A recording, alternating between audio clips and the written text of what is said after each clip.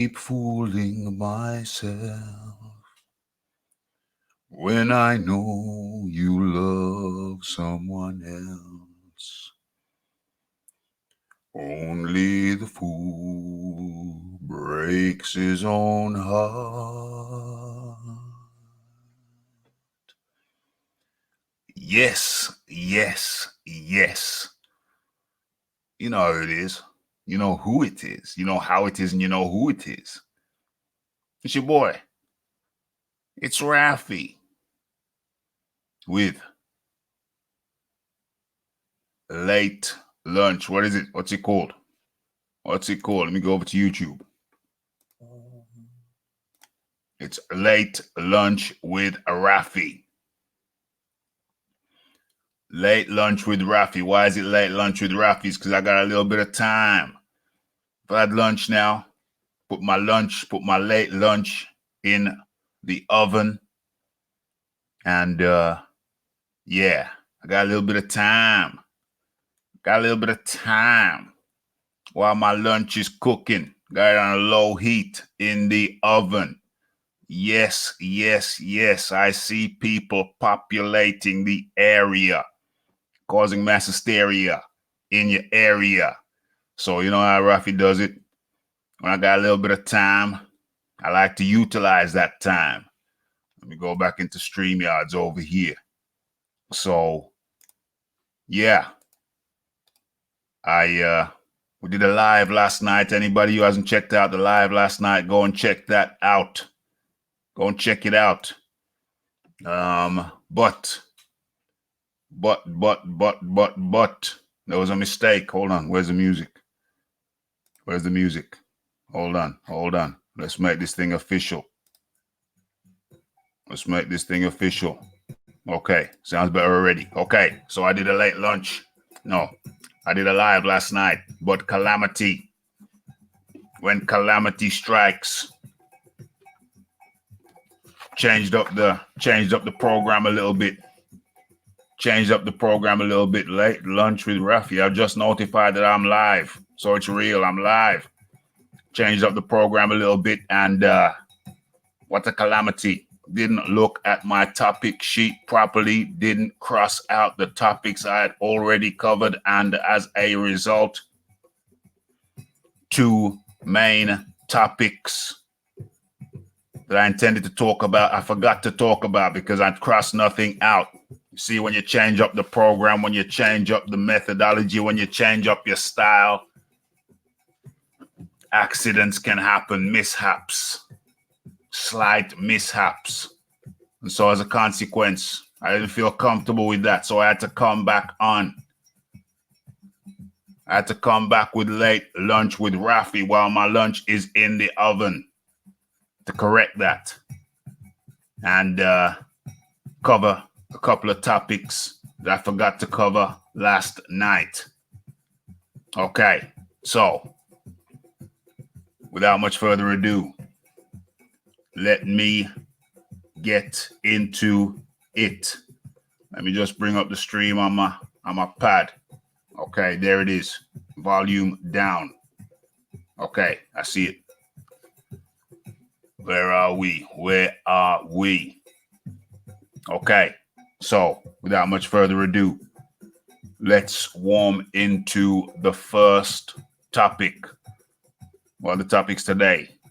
Let me make sure there are no mishaps. Okay, so we're talking about Tyson Fury. We're talking about, hold on, let me share. Hold on. Share the screen. Boom, boom, boom. Okay, so we're talking about Tyson Fury. Glovegate. We're going to talk about that. We're going to talk about Arthur Beterbiev and Alexander Glovedick. And we're going to talk about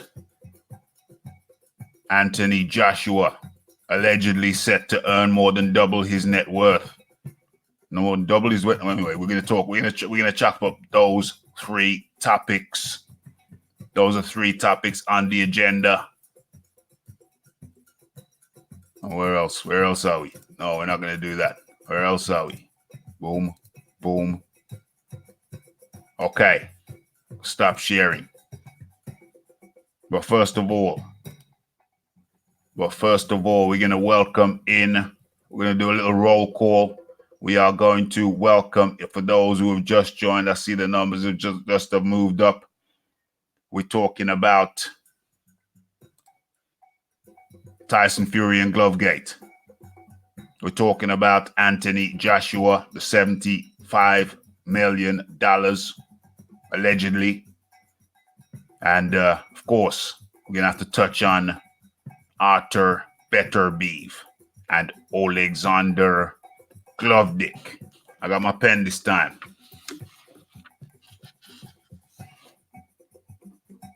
$75 million. Okay, so first things first, let's do the roll call. It's the Rue 504. Follows me on Twitter. Thank you, Rue. Thank you for the follow. And not only that, but did a retweet. Excellente. Couldn't ask for more. It's the John Daly, Call Monitor Extraordinaire. It is the AD in the building. And last but certainly not least, it's the Lace Hatcher with the triple affirmative. Okay, so we're going to go first. Where are we going to go first? I think it's going to be, well, I know it's going to be, we're going to the one, Tyson. No. Should I touch on Beterbiev? Yeah, let me do Beterbiev first. Let me do Beterbiev and Alexander Glovedick first. Should have done that yesterday. Okay, so Alexander Glovedick, however you pronounce that, and Arthur Beterbiev over the weekend. Excellent fight. Well, it depends on who you're a fan of, but excellent fight. Glovedick, many believed, would be too silky. He's got silky, smooth boxing. Very enjoyable to watch. However, Beterbiev is a beast. Actually, no disrespect, but he actually looks caveman-ish, caveman-esque. And he came with that caveman clubbing. He came with that caveman clubbing style.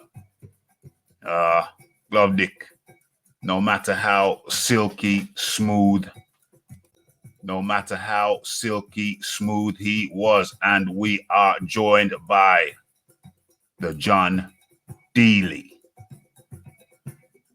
The John Deely is in the house. When he unmutes himself as he has, I will introduce him. John Deely, how do you do? Good afternoon, Raphie. Damn, clear as a bell. You turned into a pro.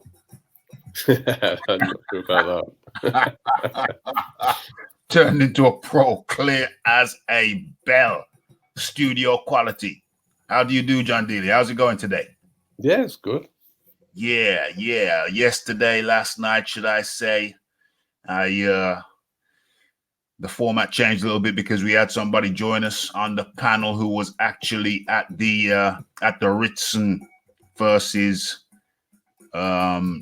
Davis Jr. fight. So changed up the program a little bit. Had him talk about his live experience in the place, in the building, and I forgot to cross out the topics which I had already covered, and as a consequence of which, I missed out 2 of the main damn topics. Unbelievable. I was vexed. These things happen, Raphie. Hey, I tell you what, mate. I tell you what, they say it takes 10,000 hours to become a proficient, fluid expert in whatever you're your field is 10,000 hours. So I'm not mad. I'm not mad at myself. Just a little bit. Just a little bit. But, you know, so obviously you have the powers and the ability to correct these things. So I thought, yeah, home for lunch, late lunch, after lunch. Busy at lunchtime, but after lunch is my lunchtime. So I thought, yeah, bang the chicken in the oven, or chicken half in the oven, low heat, and jump on live. Let's get this thing popping. So first of all, did you see the better beef? Yeah. Yeah, you watched that fight. Yeah, I did. Yeah. You want to chop that up? How do you feel about that? I thought that Glove Dick was the better boxer, the better pure boxer. Silky smooth, silky skills. He certainly knows how to operate within that squared circle. However, he was up against the caveman. I think Better BF does some quite cute things on the inside. He does. To be fair to him, he does. I wouldn't want to call it it's harsh. It's harsh. I think it's a bit harsh because everybody perception seems to be if you box on the outside, you're the quality boxer. Yeah. And anyone who comes forward has no skill. Mm-hmm. But there is skill in coming forward. Yep. He's brutish as well, but he's a very strong man at the weight. Oh, tell me about it. Tell me about it. Vazdik can crack, and it didn't really seem to bother him in the slightest. He just ate him. Well, it didn't. I mean, just to jump in for a second, I mean, the fact that it didn't seem to bother Better Beef seemed to bother Glove Dick. Well, he's got a win over him in the amateurs, though, hasn't he? Glove Dick's got a win over Better Beef. Is that what you're saying? No. Better Beef's got a win over. Better Beef's got a win over Vazdik in the amateurs. Right. He's got a win over Kovalev in the amateurs. You're right. And I think he's 3-1 with Usyk in the amateurs. So he's got a win over Usyk, but I think Usyk's got a couple over him. Yeah, you're right. Better Beef did beat Glove Dick in the amateurs. And so, you know, I had to kind of wonder sometimes those things, it shouldn't linger. He stopped him in 2, though. Say that again? Stopped him in 2. Yeah, in the amateurs. That lingers. I think that lingers. I think for that reason, you might be able to understand why he looked a bit timid, should we say? He did. He absolutely did. He absolutely did. I like Vazdik. I think he's a good boxer. It's not. I just think Better Beef has got underrated skills on the inside, and he's a force of nature. He's like the unstoppable force. But I think it gives a bit more credit to Johnson, the fact that he actually managed to put him down. Yeah. Oh, totally. Because I think Johnson hits very hard as well, possibly as hard as Better Beef. He didn't really land clean on Vazdik, did he? Because Vazdik is good. He is good. But he sort of beat him in submission with just sort of unyielding clubbing punches that wherever they land. he beat him down. Let's face facts. He beat that man down. But, you know, funnily enough, I get the feeling that he had Better Beef had Glove Dick beat mentally. Well, that's what I was talking about, the amateurs. Yeah. I think he knew that he's just going to get hurt. Because that's what happens when you get in there with it.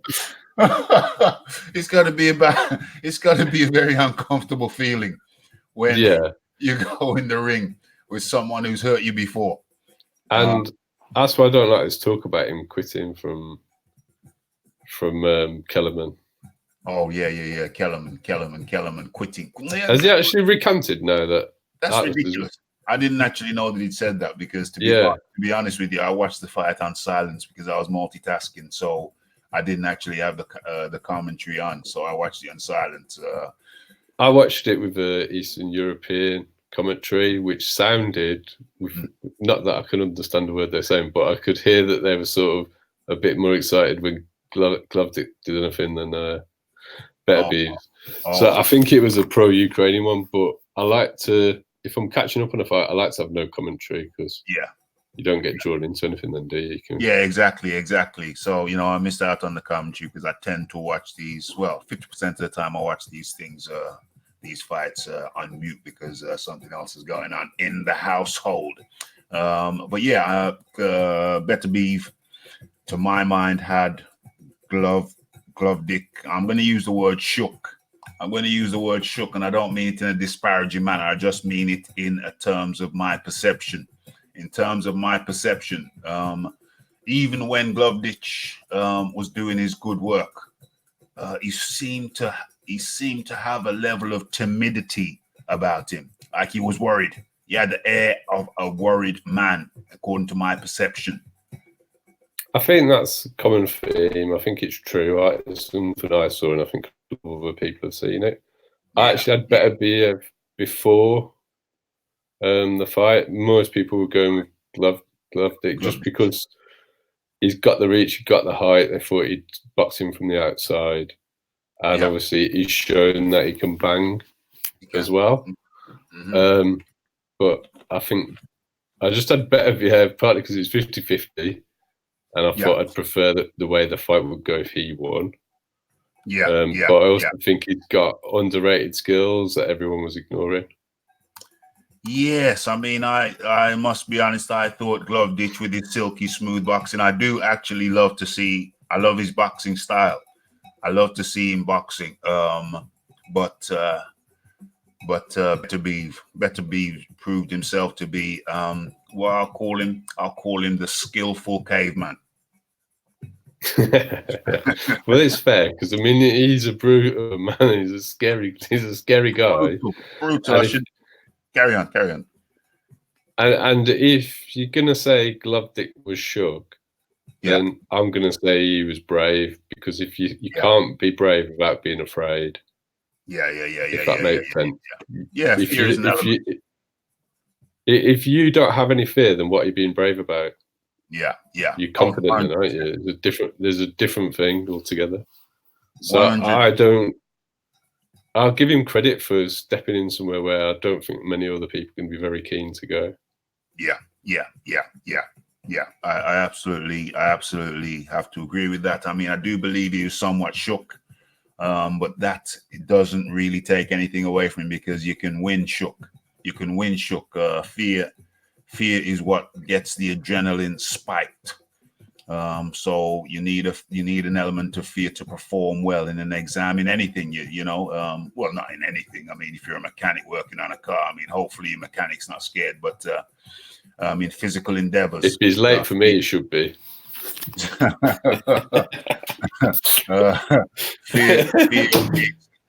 Fear is what spikes the adrenaline in a 100-meter race, in a marathon, 400 meters, 200, whatever. It's that fear that gets you out of what do you call the blocks? Gets you out of the blocks first. You want to burst out of the blocks. It's that fear that spurs you on to perform well, to try and get somewhere near your optimal performance. And John Daly has dropped off for a second.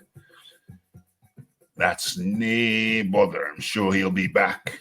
Okay, so that was the Alexander Glovdic versus the Artur Beterbiev. Of course, Artur Beterbiev emerged victorious when he stopped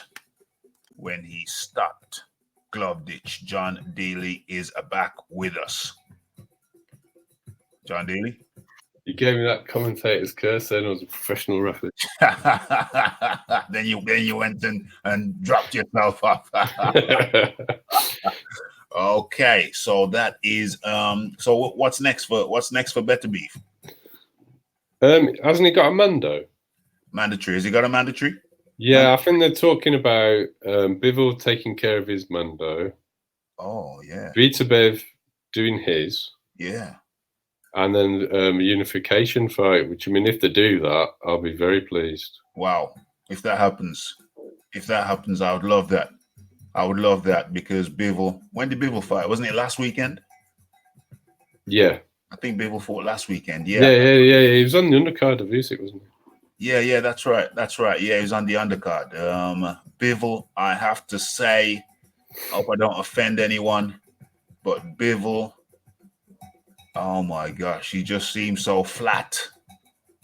He just seems so flat, skillful, absolutely. He's champ after all, but he does not. Bivol's fight style does not thrill me. I don't fancy his chances against BTwR, to be honest. Well, he's possibly quicker than Vosdik.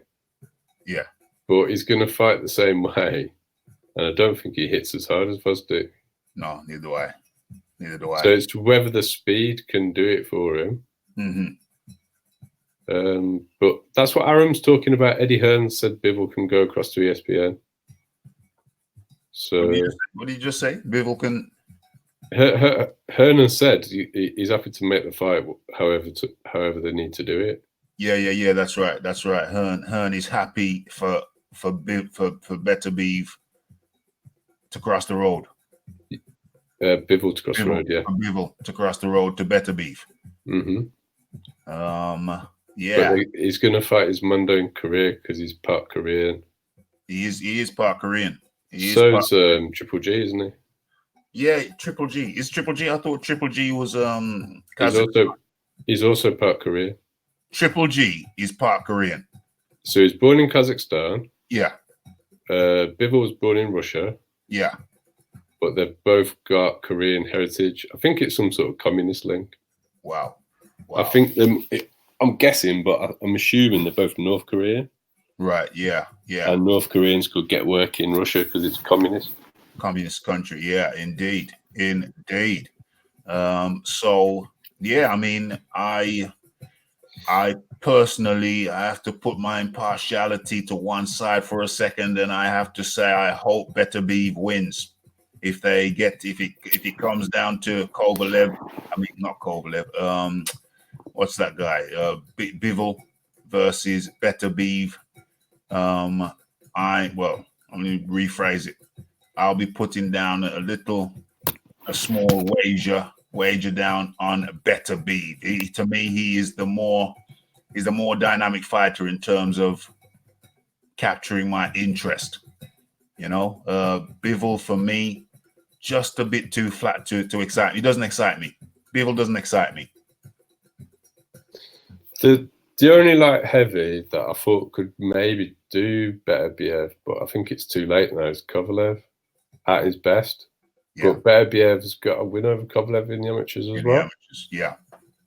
That was supposed to happen before the Ward fight. There was talk of that fight happening. And just never came to pass, which I think is a shame because I don't see Sergey surviving Better BF now.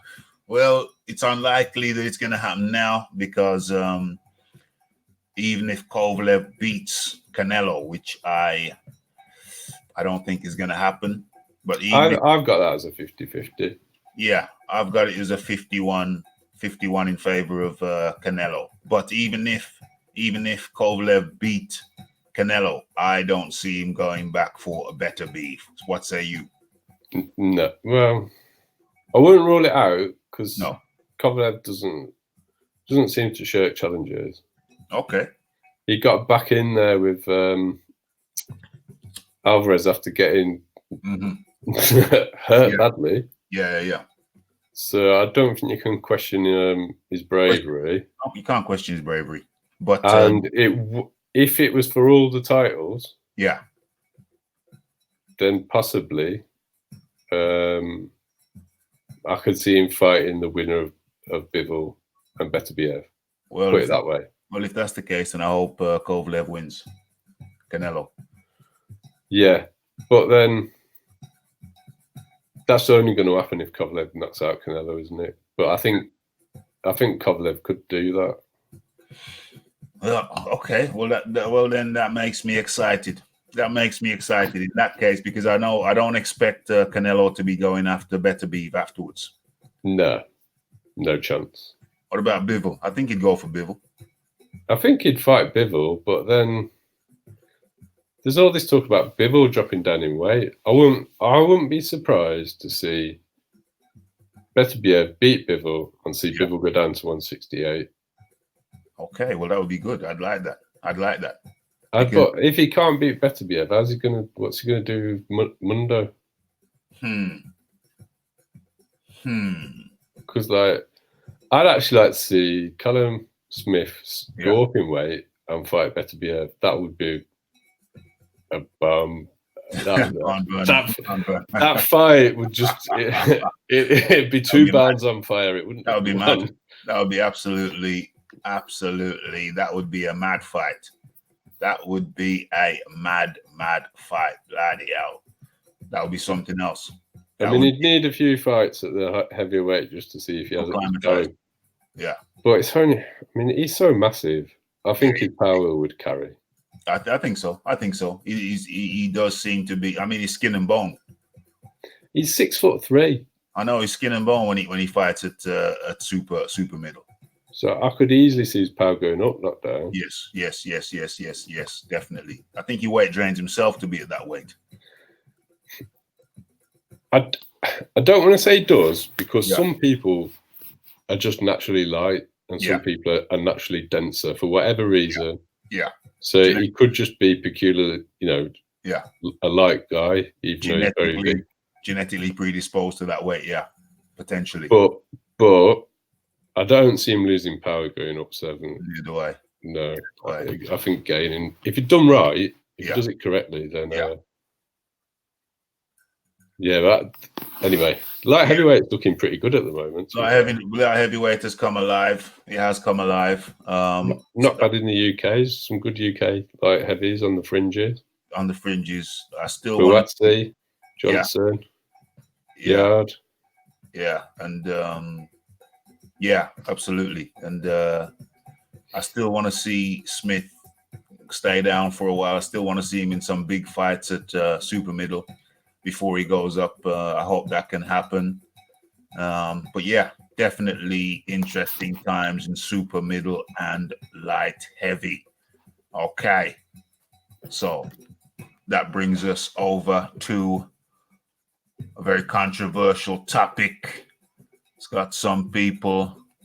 Let me get some graphics up. It's got some. Let me share that. Got some people weeping, wailing. There's ringing of hands, ringing of caps. Let me share this. I think I'm sharing. Okay, so have you heard about this story, John? Yeah. Done a video on it for those who don't know. By all means, peeps, we'll watch this later. Check it out. Check out the video. I think I was one of the first people to come out with the video. And of course, it is actually, why don't I go to Instagram? Okay, I think I'm sharing that. When it comes up on my screen, I will play the tape. We can get some opinions going. Okay. This is Tyson's shit, and these are his bag, his sparring gloves that we've been sparring with. As you can see, there's no fucking padding in here, and all the padding's in the back of his fucking glove. Look at that shit. I could touch my other side of my finger with this shit, and there's shit falling out from the middle of the glove. Does he know who the fuck I am? He must not know, does he? Does he? What? Oh, he does not know. Look at this shit, man. And then, hold on, these are the spawn gloves they told me they got for me. These thick ass, look at, hold on, let's see, watch the squeeze. Going nowhere. Watch this shit. Get the fuck out of here, dude. Uh-oh. This is Uh-oh. That was the first video. and it was followed by, that was solo. And then I guess there was a meeting convened, and this was the following video. You need to be concerned because of where you're going in your career. Your manager should know about stuff like this because and you really got to get your. I'm sorry to be a dick, but you got to get your manager on board with the entire thing because the entire camp, what kind of gloves he wears, like he should. This is your manager's job to protect you. Like I'm supposed to protect you too, but what am I going to say to them? Hey guys, Tyson should have no gloves. Let's say, Barry, get the fuck out of camp. Yeah, me too. I'll go home. Yeah, but this. I've done enough. Yeah. Well, not only these gloves beat up, you could like I can tell. No, I can tell. They pushed that it to they've the been front. beating these gloves up on a wall or something. No, you can see that from him. But I personally, I'm shocked. This does shock me. Like it doesn't shock me. Bro, I can't do It it. shocks me. No, but I don't feel No, don't care. You need to be concerned. Okay, so where is the other picture? There was a picture. Did I close that shizzle down?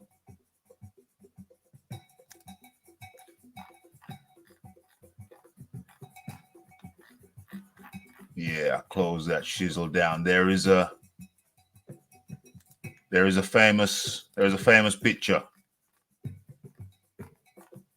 Do they have it here? No. There's a famous picture with this guy. What's his name? Nicholas Asbury. The picture of the guy who was sitting down. The guy was sitting down over there. Looks like what does he look like? He looks like he was the guy that beat Tyson over in Japan. Buster Douglas. Buster Douglas. The guy was sitting down over there when the glove was passed over. The guy looks like Buster Douglas. There's a picture of Nicholas Asbury, the Buster Douglas lookalike. Tyson Fury himself in his red trunks and red shorts, and Lawrence Akoli. There's a picture of all of them lined up, and this was in preparation for the Wilder fight last year, 2019. And I think this whole scene comes from that training camp because Nicholas Asbury has retired now, and so this I'm pretty sure came from the training camp for Fury versus Wilder. And interestingly, I don't know if you caught it, but there is an English voice in the background, and that voice says, "I can't believe it." And that same voice also goes on to say, "Yeah, well, I'm out anyway. You know, I've done my bit."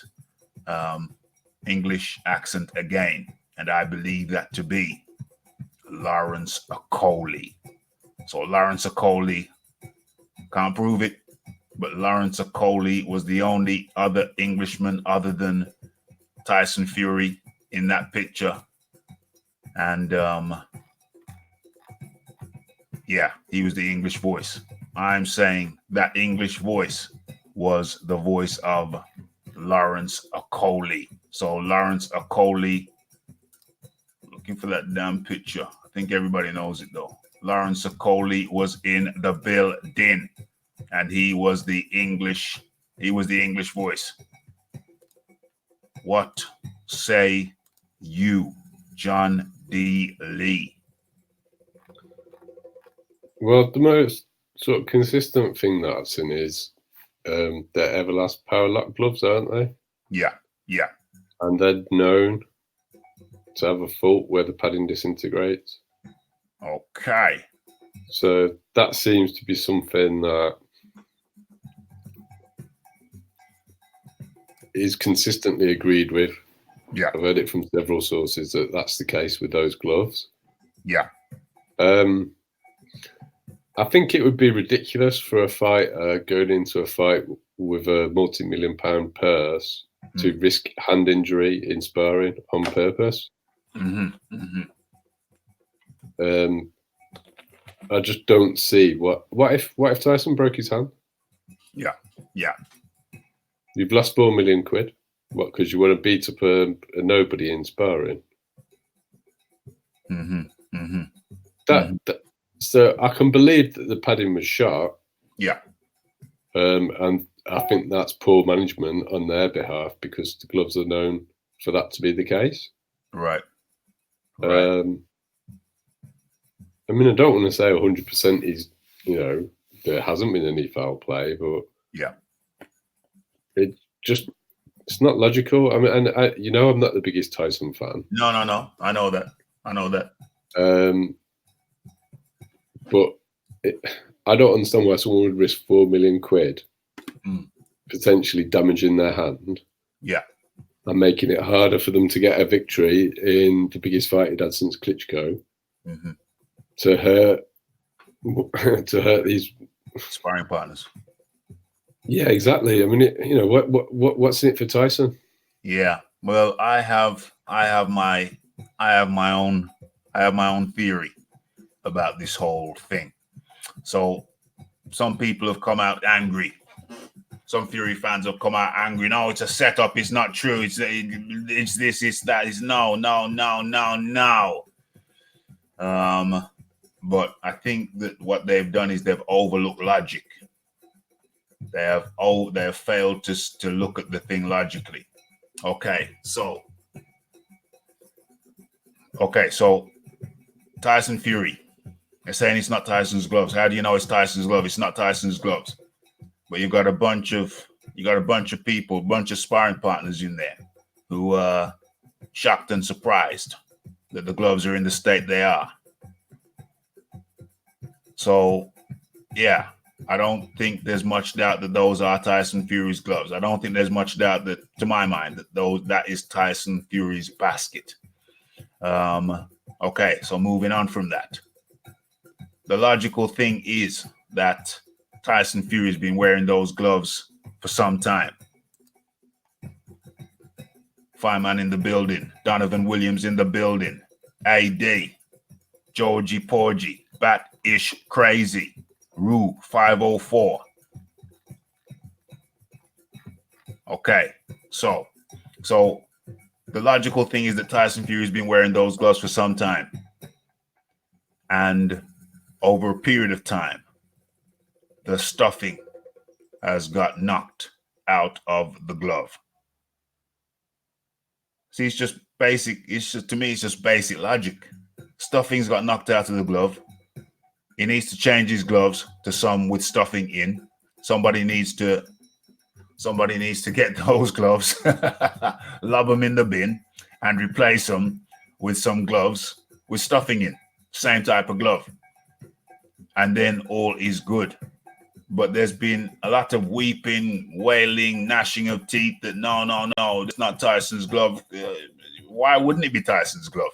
Why couldn't it be Tyson's glove? Why couldn't it be some sparring gloves that he's been using for some considerable time and the stuffing's got knocked out of them?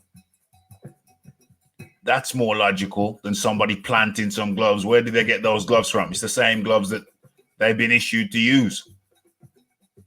So where are they going to get the same gloves from and then just plant them in there and fabricate the story? That's illogical. It's more logical, say I, that Tyson Fury's been using those gloves for some considerable period of time, and as a consequence of which, the gloves have deteriorated. That seems logical to me. What say you, John Dealey? Well, that particular brand of gloves is known for it as well. Okay.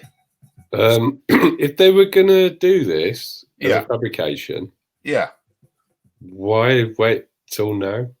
Why wait till a year later? Yeah. I mean, nobody's made any bones about the fact it's the training camp for the Wilder fight. Yeah. That's consistently considered to be the case. Yeah. The gloves are known to have this quality issue. Mm-hmm. So I don't think it's a setup. I don't think it's I think they wear Tyson's gloves. Yeah. They're not very good. And they're not very good. He's been wearing them for a while and they're deteriorated. And Tyson's putting himself at risk as well as his sparring partners by possibly risking an injury to his hands. Yeah, absolutely. Absolutely. So, you know, Absolutely. it's a non-story for me. Yeah. Well, it's a story for me in so much as that it's a warning to people to you have inspiring partners in. Make sure you change your gloves regularly, especially if they're a faulty type of glove. Well, yeah, I mean, I agree with that. Yeah. Change but your carry on. But as for trying to make out like Tyson's trying to hurt his sparring partners, I don't think that's that's a bit nonsense. That element's a bit far fetched. That's a bit far fetched. We have of course seen this happen in real life fights, where I think it was one of Lennox Lewis's original professional coach, Chick Corea or something of that nature. He was in charge of a fighter, and in a real life actual fight, he had or the gloves had been tampered with. I don't know when they tampered with them because they're supposed to be checked by the ref and certain officials pre-fight, but somehow the gloves had been proven to be tampered with, and the other guy got a terrible battering, one hell of a terrible battering, and as a consequence of that, this guy Chick Corea, I think not sure if that's the correct pronunciation. He was found guilty and banned from the sport. Banned from the sport. I think this was prior to him working with Lennox Lewis. So it's happened in actual fights where gloves have been tampered with, and of course the guy who had the tampered glove with his hands were in a bad way at the end of the fight. He won illegally, but his hands were in a bad way at the end of the fight. So my position on this is that those were Tyson's gloves. That was Tyson's kit in that shopping basket. I think it was a little shopping basket. That's a joke.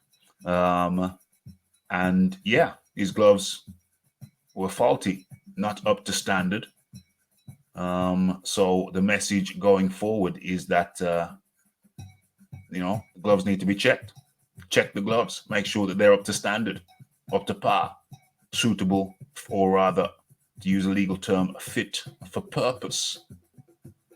So that's my pronunciation on that. John Dealey, your final words on that topic before we move on to the final topic. Yeah, I think the only time anyone's going to interfere with gloves is when there's a potential victory on the line. You're not doing it in sparring. No, not in sparring. Maybe. And you need to make sure that you're safe in sparring. Yeah, I agree with that. I mean, that's just very important. Yeah. So we've wrapped up that particular topic, the topic of, share the screen one more time. People see what we're talking about or were talking about or have talked about. That was the topic of Tyson Fury Glovegate. I find that the gloves were really Tyson's. They were subpar. They are apparently a glove with a known fault in terms of deterioration, and Tyson Fury needs to change his sparring glove, and his team need to be vigilant going forward, not just for the sake of his sparring partners, but for the sake of his own hands. Okay, stop sharing. Well, actually, I shouldn't have stopped sharing because we're gonna share the last and final topic. Pretty sure my lunch is overcooked by now, but that's fine. Got crispy chicken now. Crispy chicken now. I got crispy chicken now. Crispy chicken now. Okay. Final topic. How long we been on? 40. Yeah, that's consistent. That's where I expected it to be. It's going to be an hour, 45 minutes now. We're in the last stretch. Let me get to where I need to get to. Okay, so I'll read the article, then we'll get into it. Anthony Joshua set to more. Well, headline's a bit dodgy, but anyway. Okay, so Anthony Joshua will earn a career best payday in his rematch against Andy Ruiz Jr. by pocketing an alleged 59 million pounds. I think that's 59 million pounds. Didn't I see somewhere said $75 million? Okay, 59 million pounds, according to rival Big Belly Jarrell Miller. Okay, so the potential purse for his Saudi Arabia showdown on December the 7th would see AJ double his net worth, with Forbes already valuing the heavyweight at 43 million. Okay, right. So Anthony Joshua will earn 59 million in his rematch against Andy Ruiz Jr., according to Big Belly Miller. American mouthpiece Miller, 31, was set to face Joshua, 30, before he failed multiple voluntary drug tests pre-fight. And after watching the Brit star drop to the canvas 4 times on the way to a 7th round defeat in June, only to double his purse in the rematch, Big Belly Miller is eyeing a Middle East bout of his own. Miller told Fight Hub, "Nobody has ever fought in Saudi Arabia. Them fighting in America would have been different. I know the atmosphere would have been different. Andy was hungry for the first fight. Has Andy kind of settled down the last couple of months? Is AJ more hungry now?" asks Miller. In Saudi Arabia, what can be done? And what can be tolerated? Oh, that's some PED allegations there on the slide. I don't know. So when you hear that, and he's got his ass whipped, and he's getting 75 million. Listen, I don't mean that sentence don't make sense to me, but anyway, listen. When I beat their asses, I'm going to Saudi too. We'll see. After Miller's doping bust in May, the New Yorker was slapped with a 6-month suspension by the WBA and told by promoter Eddie Hearn he was no longer welcome on DAZN. The ex-kickboxer also missed out on the chance to face Tyson Fury this summer in Las Vegas, as he was without a license. But with his suspension now up, Miller revealed he's closing in on a return, needing only to secure a promotional company to work with. He added, "Big Baby Miller is almost back. I'm back. I'm going to figure which team to go with. It could be ESPN. It could be Fox. It could be DAZN. We don't know yet. Money talks. I don't know yet, but we'll see." Okay. And I think that is the sum total of the story.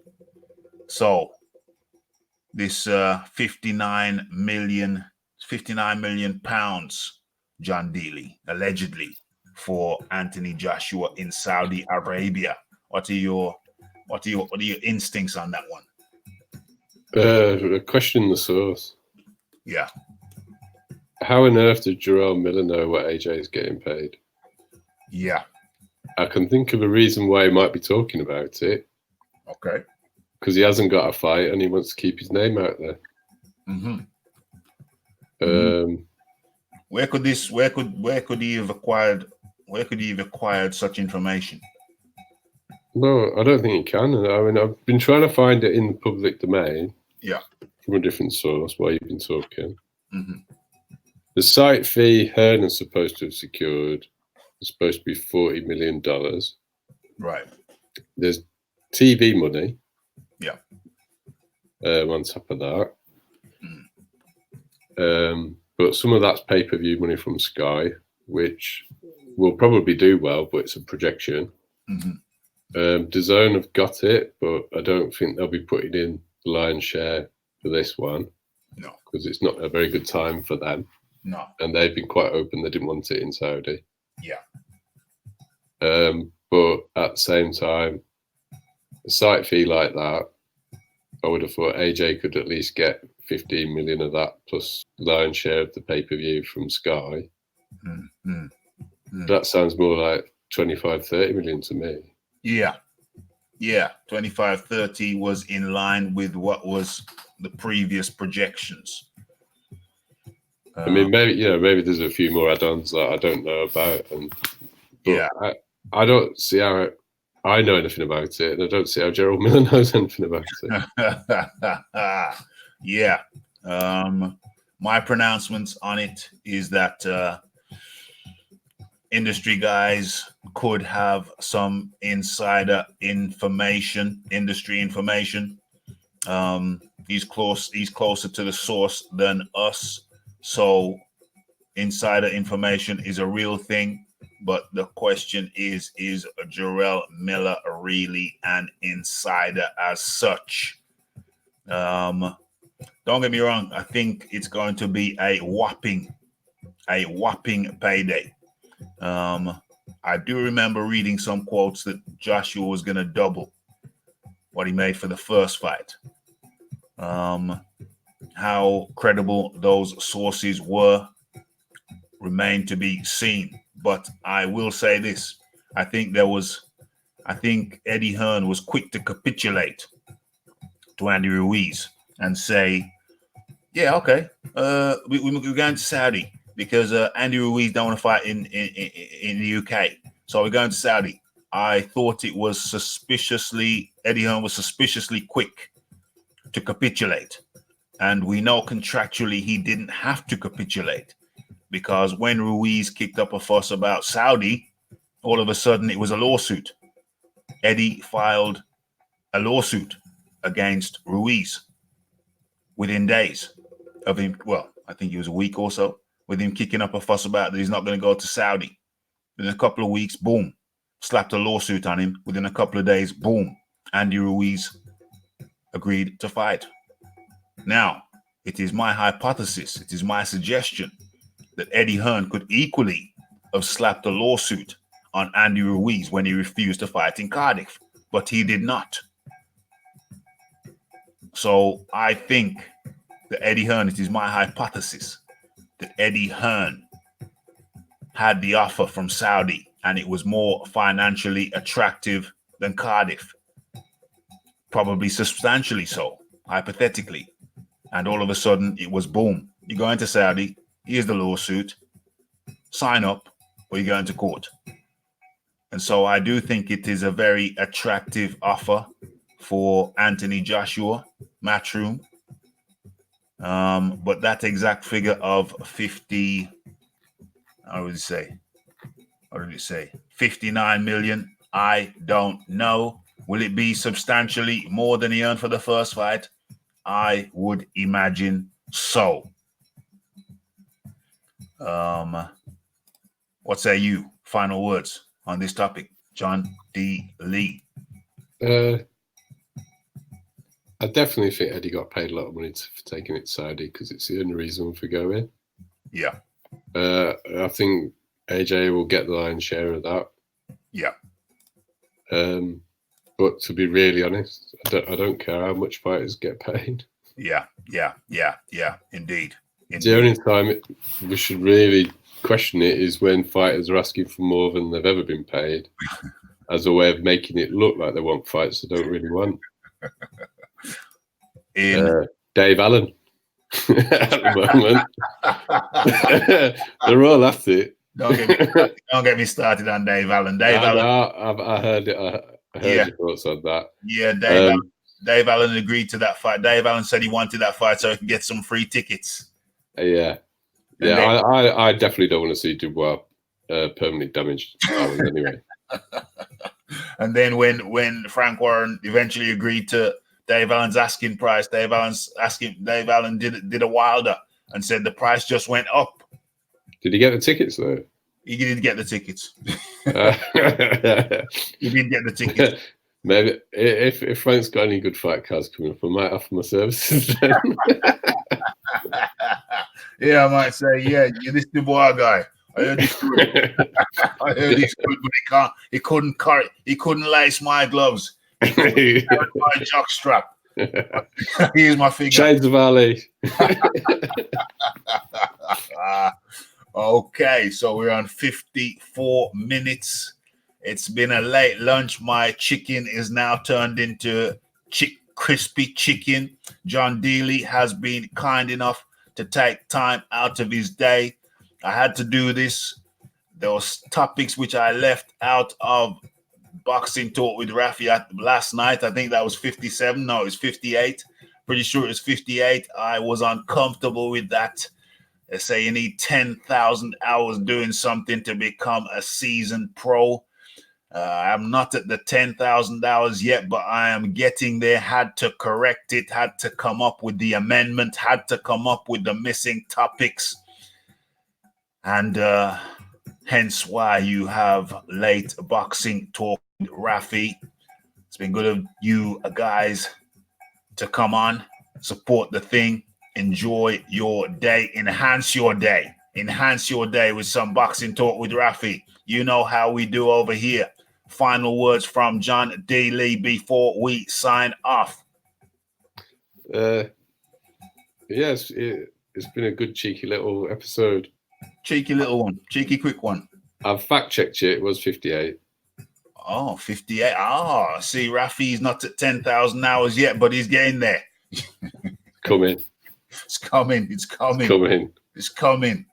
Okay, folks. So thank you to John Deely. Thank you to all the folks in the chat. It was a cheeky one. Probably do this once a week. Probably do a cheeky one once a week. It's the Donovan Williams. It's the Rue 504. It's the follow me on Twitter. It's the smash the like button. It's the subscribe if you have not yet subscribed. It's the fireman. It is AD. It's the Georgie Porgy. It's the Bat-ish Crazy. It's the Lace Hatcher. Who else we got? And of course, thank you to John Deely for taking time out of his day and jumping on. And it has been late lunch Boxing Talk with Raphie. And it's have a nice day. It's thank you, John Deely. It's thank you to the chat. And it is peace. Blessed.